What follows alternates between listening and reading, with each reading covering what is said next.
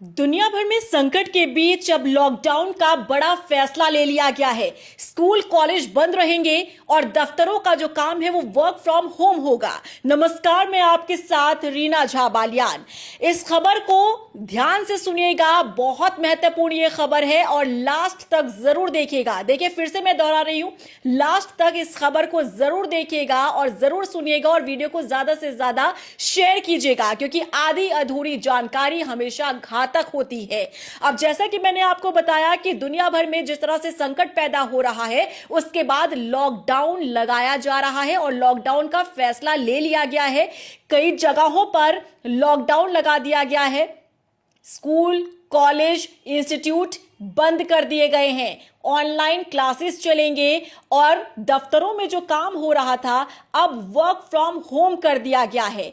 अब जैसा कि मैंने आपसे कहा कि लॉकडाउन का फैसला ले लिया गया है, क्यों लिया गया है, इसके पीछे की वजह आप सभी जानते हैं। ईरान इजराइल के बीच जो वॉर चल रही है, इस वॉर की वजह से कई देशों पर खतरा मंडराने लगा है, संकट मंडराने लगा है। गैस की किल्लत, तेल की किल्लत और यहां पर पेट्रोल डीजल की किल्लत लोग जूझ रहे हैं और ऊर्जा यानी कि बिजली की किल्लत का भी सामना इन्हें करना पड़ रहा है। ऐसे में हर देश ये कोशिश कर रहा है कि कैसे मैनेज करना है, ज्यादा खर्च ना करके कम इसका इस्तेमाल किया जा सके, और इसके लिए प्लानिंग बनाई जा रही है। और ये प्लानिंग का ही हिस्सा है कि लॉकडाउन लगाया गया है। अब आप ये सोचें कि हम भारत देश की बात कर रहे हैं, तो ऐसा नहीं है। अब कौन कौन से ऐसे देश हैं जहां पर लॉकडाउन लगाया गया है, ध्यान से सुनिएगा। तकरीबन 15 से 20 ऐसे देश सामने आए हैं जिन्होंने लॉकडाउन का सहारा लिया है। और अगर ये देश लॉकडाउन का सहारा ले रहे हैं तो वो दिन दूर नहीं जब भारत को भी लॉकडाउन का सहारा लेना पड़ेगा, क्योंकि हम आपको पहले ही जानकारी दे चुके हैं कि भारत में भी लॉकडाउन लग सकता है। ध्यान से सुनिएगा, लग सकता है लॉकडाउन, क्योंकि इसके संकेत प्रधानमंत्री नरेंद्र मोदी दे चुके हैं। जब सोमवार मंगलवार को उन्होंने संसद के भीतर खड़े होकर अपना संबोधन दिया, तो उनके संबोधन में सबसे ज्यादा हाईलाइट जो बात हो रही थी वो यही थी कि संकट पैदा हो रहा है, देश संकट की ओर जा रहा है और ऐसे में हम सबको एकजुटता के साथ आगे बढ़ना होगा, इस संकट से लड़ना होगा। ठीक उस तरह जब 2020 में कोरोना काल आया था और कोरोना से लड़ने के लिए हम सब ने एकजुटता दिखाई थी और हम उस लड़ाई को लड़ भी पाए थे, क्योंकि हम सब एकजुट थे।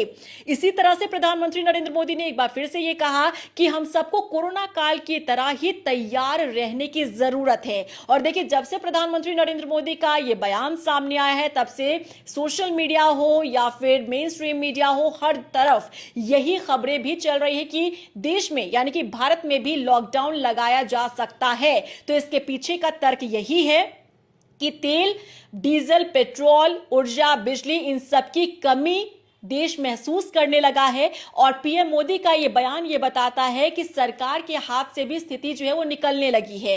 अब उदाहरण के तौर पर अगर हम देखें तो जैसा कि मैंने आपको शुरू में बताया कि 15 से 20 ऐसे देश हैं जिन्होंने लॉकडाउन का सहारा ले लिया है। कौन से वो देश हैं वो भी मैं पूरा एक्सप्लेन के साथ आपको मैं बताऊंगी कि किस देश ने कौन सा प्लान तैयार किया है और किस पर कदम बढ़ा लिया गया है। कौन सा वो देश है जहां पर लॉकडाउन लग चुका है, कहां पर स्कूल कॉलेजेस बंद हो चुके हैं, इंस्टीट्यूट बंद हो चुके हैं। अब ऑनलाइन क्लासेस का सहारा लिया जा रहा है, साथ ही साथ वर्क फ्रॉम होम भी किया जा रहा है, क्योंकि सरकार ने यह तर्क दिया है। जिन देशों में लॉकडाउन का सहारा लिया गया है उन देशों की सरकार ने यह तर्क दिया है कि वर्क फ्रॉम होम अगर किया जाएगा या स्कूल कॉलेजेस बंद होंगे, तो आप समझ सकते हैं हर रोज हम अपने घर से दफ्तर, दफ्तर से घर आते हैं, उसमें हम गाड़ी के जरिए ही हम जाते हैं। गाड़ी में पेट्रोल डीजल भरवाना पड़ता है, तेल भरवाना पड़ता है। और ऐसे में अगर जब वर्क फ्रॉम होम शुरू हो जाएगा या शुरू हो गया है, तो ऐसे में आपको गाड़ी चलाने की जरूरत नहीं है, एक जगह से दूसरी जगह आपको जाने की जरूरत नहीं है। ठीक है, ऐसा ही स्कूल कॉलेज में भी होता है, चाहे बच्चे हों, टीचर्स हों, चाहे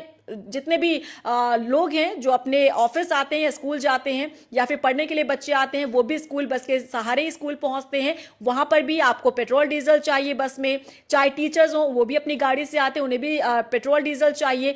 और साथ ही साथ क्योंकि देखिए बिजली की खपत भी कम करनी है, तो आप समझिए जब वर्क फ्रॉम होम हो जाता है तो लोग अपने घर से ही काम करते हैं, यानी कि दफ्तर में जितनी भी बिजली यूज हो रही थी वो कहीं ना कहीं उस पर बचत होगा। ऐसे स्कूलों में भी जब बच्चे नहीं जाएंगे, स्कूल बंद होगा, तो वहां पर भी बिजली की कोई जरूरत नहीं है। तो ऐसे ऐसे सहारे लिए जा रहे हैं ताकि तेल, बिजली, ऊर्जा और पेट्रोल डीजल की जो खपत है उसे कम किया जा सके। अब हम आपको एक्सप्लेन करते हैं कि आखिर वो कौन से देश है जिन्होंने लॉकडाउन का सहारा लिया है। तो देखिए, ऐसे में सबसे पहले जो नाम आ रहा है वो श्रीलंका का है। श्रीलंका की अगर हम बात करें तो देखिए, यहां पर जो है स्कूल, यूनिवर्सिटी और सरकारी दफ्तरों में सार्वजनिक तौर पर अवकाश घोषित कर दिया गया, ताकि छुट्टी अगर रहेगी तो वहां पर लोगों को ना तो आने जाने की कोई दिक्कत होगी, ना ही वहां पर बिजली का कोई यूज होगा। इसी के साथ आपको बता दें कि फ्यूल पास को भी लागू कर दिया गया है। इसका मतलब ये होता है कि जब आप तेल या डीजल, पेट्रोल भरवाने के लिए जाते हैं तब क्यूआर कोड का इस्तेमाल किया जाता है। क्यूआर कोड के इस्तेमाल से ही आप तेल यहां से ले पाते हैं। और देखिए, यहां पर सरकार ने ना पेट्रोल डीजल का जो लिमिट है उसे तय कर दिया है। 15 लीटर हर सप्ताह की सीमा तय कर दी गई है। यह है प्राइवेट गाड़ियों के लिए। और साथ ही सरकारी गाड़ियों की बात करें तो 200 लीटर तेल जो है वो दिया जा रहा है। अब अगले देश की बात कर लेते हैं जहां पर हाहाकार मचा हुआ है और सरकार ने लॉकडाउन का सहारा लिया है। अगला देश कौन सा है? बांग्लादेश। देखिए, बांग्लादेश में ना बिजली का लोड कम करने के मकसद से स्कूल, कॉलेज, इंस्टीट्यूट को बंद कर दिया गया है और कोचिंग सेंटर्स जितने भी चलते हैं इन्हें बंद कर दिया गया है। ऑनलाइन क्लासेस शुरू कर दी गई है, इस ठीक उसी तरह जैसा कि कोरोना काल में ऑनलाइन क्लासेस बच्चों की चलती थी। और यहां पर आपको यह भी बता दें कि कुछ घंटे के लिए, 5 से 6 घंटे के लिए ब्लैकआउट किया जाएगा, यानी कि 5 से 6 घंटे के लिए बिजली पूरी तरह से काट दी जाएगी। या इसके पीछे का भी ये मोटिव है, ये मकसद है कि 5 से 6 घंटे अगर बिजली काट दी जाती है तो इतनी देर में लोग थोड़ा सा बिजली का यूज नहीं कर पाएंगे और बिजली की जो बचत है वो हो पाएगी। अब अगले देश की बात कर लेते हैं, भूटान। देखिए, भूटान ने भी यहां पर वर्क फ्रॉम होम को अपना लिया है, यानी कि जो दफ्तर में जाते थे कर्मचारी, अब दफ्तर में ना जाकर वो अपने घर से ही काम करेंगे, ठीक उस तरह जैसा कि कोरोना काल में हुआ करता था। और कोरोना काल से ही वर्क फ्रॉम होम का जो ट्रेंड है वो शुरू हुआ था और इसे अपनाया है भूटान ने कि जितने भी कर्मचारी हैं दफ्तर जाने वाले, उन सबको ये कहा गया कि आप वर्क फ्रॉम होम कीजिए, आप अपने घर से ही काम कीजिए। पाकिस्तान की बात करें, देखिए पाकिस्तान में भी मारामारी यहां पर देखने को मिल रही है। हफ्ते में 4 दिन 50% कर्मचारियों को वर्क फ्रॉम होम कर दिया गया है। अब यहां पर भी वर्क फ्रॉम होम जो है वो अपना लिया गया है ताकि कर्मचारियों को अपने दफ्तर जाना ना पड़े। ना तो पेट्रोल डीजल का इस्तेमाल हो पाएगा और ना ही वहां पर दफ्तर में बिजली का इस्तेमाल हो पाएगा, यानी कि ये सब स्टोर करने के मकसद से किया जा रहा है। यहां पाकिस्तान में भी स्कूल और कॉलेज को 2 सप्ताह के लिए बंद कर दिया गया है, यानी कि यहां 2 हफ्ते के लिए लॉकडाउन लगा दिया गया है। स्कूल, कॉलेज बच्चे नहीं जा सकते हैं। सरकारी विभागों को दिए जाने वाले ईंधन आवंटन में 50% की कटौती कर दी गई है। वहीं सड़कों से गैर आवश्यक सरकारी वाहनों को हटा दिया गया है। देखिए, बहुत ऐसी गाड़ियां होती हैं जो बिना मतलब के सड़कों पर दौड़ती हैं, ऐसे में कई सरकारी गाड़ियां भी होती हैं। तो यहां पर जो भी जिन गाड़ियों का इस्तेमाल नहीं हो रहा था, बेवजह वो सड़कों पर दौड़ रही थी, उन पर रोक लगा दी गई है, उन्हें हटा दिया गया है।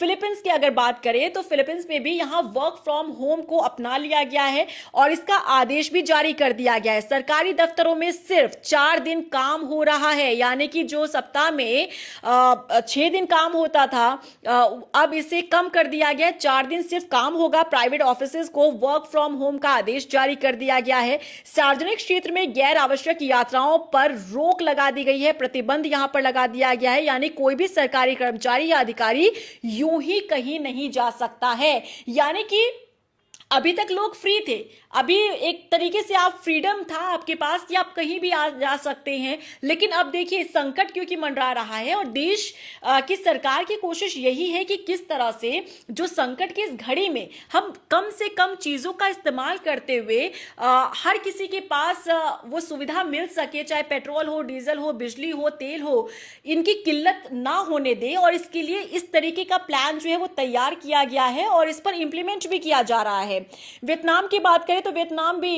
यहां पर वर्क फ्रॉम होम को बढ़ावा दे रहा है और पब्लिक ट्रांसपोर्ट, साइकिल चलाने और कार पुलिंग को बढ़ावा दिया जा रहा है ताकि पेट्रोल डीजल का खर्चा जो है वो कम किया जा सके। म्यांमार की बात करें तो यहां ऑड इवन फॉर्मूला को अपना लिया गया। जैसा कि आपको याद होगा, जब दिल्ली में पॉल्यूशन बढ़ता है तब ऑड इवन का फॉर्मूला अपनाया जाता है ताकि जिनका नंबर गाड़ी का नंबर ऑड है वो एक दिन अपनी गाड़ी निकाल सकते हैं, इवन वाले अगले दिन गाड़ी निकाल सकते हैं। ऐसे में क्या होता है कि गाड़ी का इस्तेमाल कम होता है, तो आप पेट्रोल डीजल पर थोड़ा सा कंट्रोल कर सकते हैं।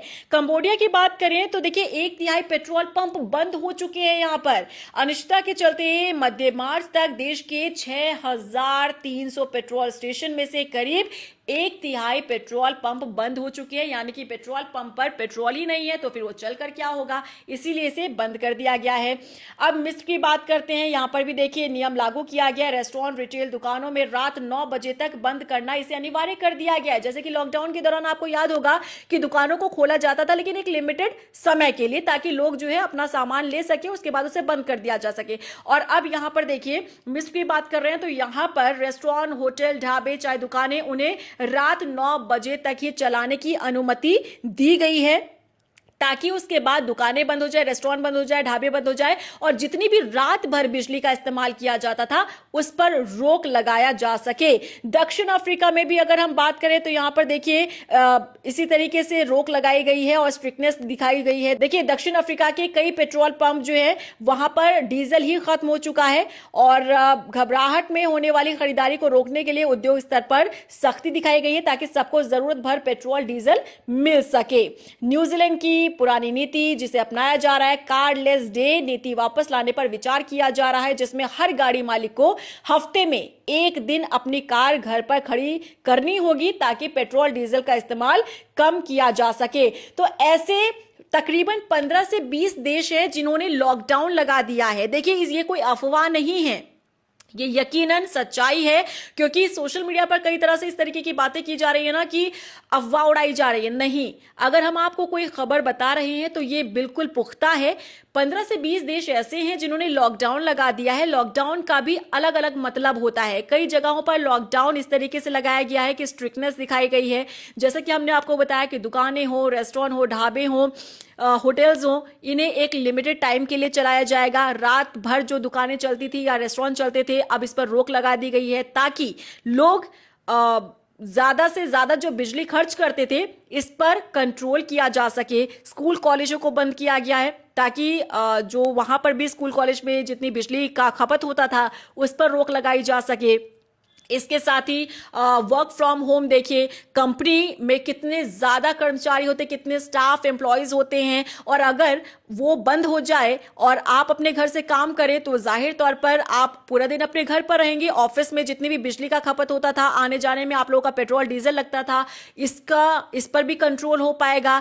यानी कि सरकार की ये कोशिश है। देखिए जिन देशों में लॉकडाउन जैसा फैसला लिया गया है उन देशों की सरकार की कोशिश ये है कि ऐसे फैसले लेकर कहीं ना कहीं जो संकट गहराता जा रहा है देश के भीतर, उस पर थोड़ी सी कमी लाई जा सके। क्योंकि अगर हम अभी पूरी उसी तरीके से खर्च करेंगे बिजली, तेल, डीजल, पेट्रोल, तो आप सोचिए हमारे पास ज्यादा समय के लिए ये नहीं बचेगा। और ऐसे में सरकार की कोशिश है कि 2 देशों के बीच, 3 देशों के बीच जो कुछ चल रहा है, युद्ध और जंग चल रही है, चाहे अमेरिका हो, इजराइल हो, ईरान हो, इनके बीच जिस तरीके से जंग चल रही है, इसका पूरा असर जो है कई देशों पर पड़ता हुआ नजर आ रहा है। और यही कारण है कि इन्होंने अब लॉकडाउन जैसा फैसला ले लिया है। अब हम वापस लौटते हैं अपने देश की तरफ, यानी कि भारत की बात कर लेते हैं। देखिए 2 दिनों से लगातार चर्चा जोरों पर चल रही है कि देश में यानी कि भारत में लॉकडाउन लगने जा रहा है। तो फिलहाल अभी तक की खबर यह है कि देश में अभी लॉकडाउन नहीं लगा है, भारत में कोई भी लॉकडाउन अभी नहीं लगा है। लेकिन ऐसा नहीं कहा जा सकता कि आगे भविष्य में सरकार इस तरीके का फैसला नहीं लेगी। हो सकता है कि भारत सरकार को, मोदी सरकार को भी ऐसा फैसला लेना पड़े, क्योंकि यह संकेत प्रधानमंत्री नरेंद्र मोदी ने खुद अपने बयान में दिया है। उनका यह कहना संसद के भीतर खड़े होकर कि कोरोना काल की तरह ही हम सबको एकजुटता के साथ संकट से बाहर आना होगा, हम सबको इसके लिए तैयार रहना होगा। एक तो ये तर्क दिया जा रहा है कि पीएम मोदी ने इस तरीके का बयान दे दिया। दूसरा ये कि जब ये वैश्विक संकट चल रहा है, पूरी दुनिया भर के जो देश ये प्रभावित हो रहे हैं, तो 15 से 20 ऐसे देश हैं जो लॉकडाउन का सहारा ले रहे हैं। तो ऐसा नहीं हो सकता कि भारत पर इसका असर ना पड़े, भारत पर प्रभाव ना पड़े। अगर जरूरत पड़ती है तो हो सकता है कि भारत को भी लॉकडाउन लगाना पड़े। और यही कारण है कि 2 दिनों से लगातार ये चर्चा जोर पकड़ती नजर आ रही है कि भारत भारत में लॉकडाउन लग सकता है। और इसीलिए हम आपको ये कहते हैं कि जब भी आप कोई खबर पढ़ते हैं या कभी भी कोई खबर सुनते हैं या देखते हैं तो इस खबर को देखिए लास्ट तक जरूर देखा कीजिए, क्योंकि आधी अधूरी जानकारी हमेशा घातक होती है।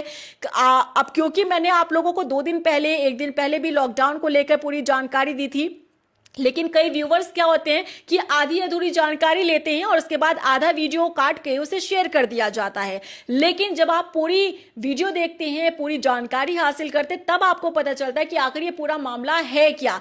इसीलिए विश्लेषण जरूरी होता है, डिटेल में खबर को जानना जरूरी होता है और आधी अधूरी जानकारी लेकर कभी भी कोई भी वीडियो या न्यूज मत देखा कीजिए।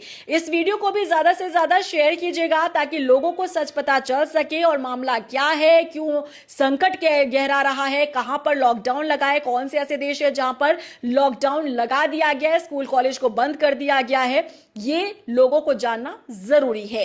क्या रिएक्शन है आपका इस पूरे मामले को लेकर, कमेंट सेक्शन में जरूर बताइएगा और वीडियो को ज्यादा से ज्यादा शेयर कीजिएगा। और अगर आप नए व्यूवर हैं मेरे चैनल के तो जरूर सब्सक्राइब कीजिएगा मेरा यूट्यूब चैनल और बेल आइकन को दबाना मत भूलिएगा। नमस्कार।